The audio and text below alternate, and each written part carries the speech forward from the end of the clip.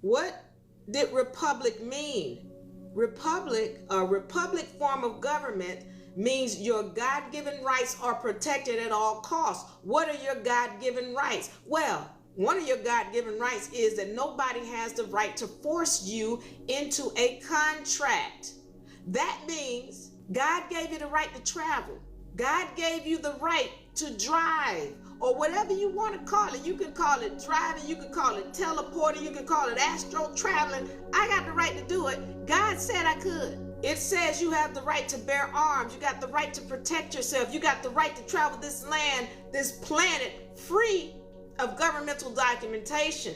You have those rights. But somebody has told you, you got to register.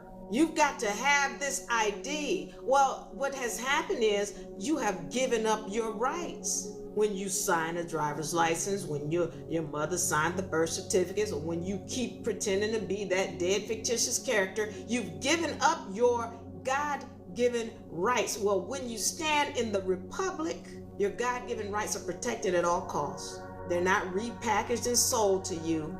They can't be reused or all this other stuff that they're trying to do. The problem is you've been signing away your rights. Then we come into the democracy. Well, what is the democracy? What is a democratic form of government? A democratic form of government means mob rule. Mob rule. That means the fewer in number have no voice. This is what the video was telling you. That democratic form of government means the fewer in number have no voice. So if you are a melanated being and people are telling you that your people only have 13% of the population, which is not true. It's more like 30, more like that, as opposed to what we've been told. How do we know this? Well, there's so many calculations that are impossible. When they say, oh, well, black people decided they weren't going to go and spend money Black Friday, or they decided during the Thanksgiving holiday that they're not going to spend money, and 11%, the market went down 11%.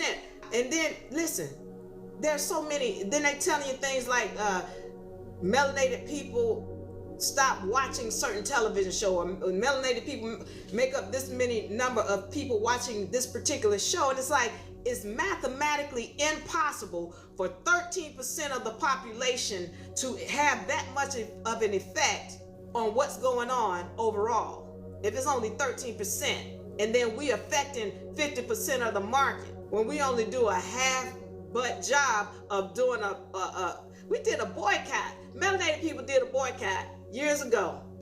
And when they did it, they affected the whole market by almost 35-45%.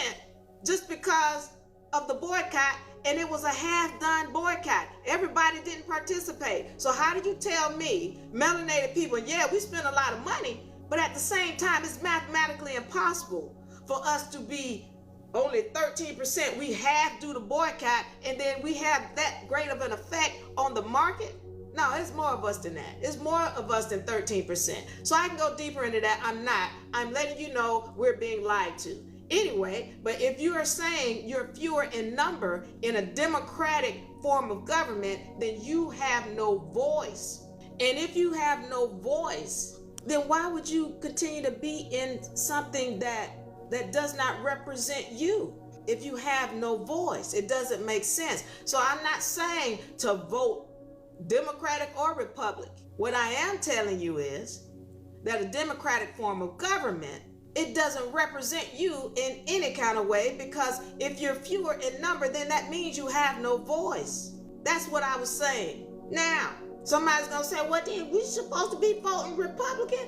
Let me tell you about the Republican form of government. Remember I told you to go and look up the Act of 1871? Let's understand this, because this is when Britain had already taken over when George Washington got into presidency.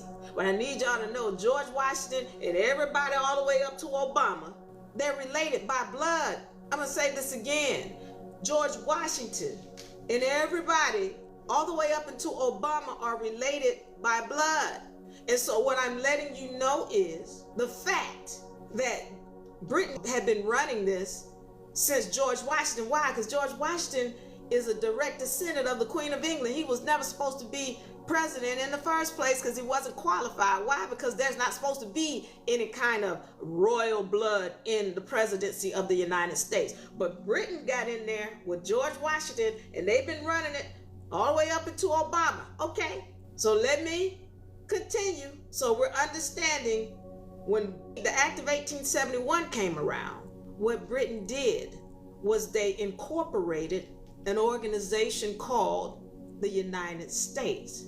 Now listen up, because there was the United States of America that had been incorporated in 1777.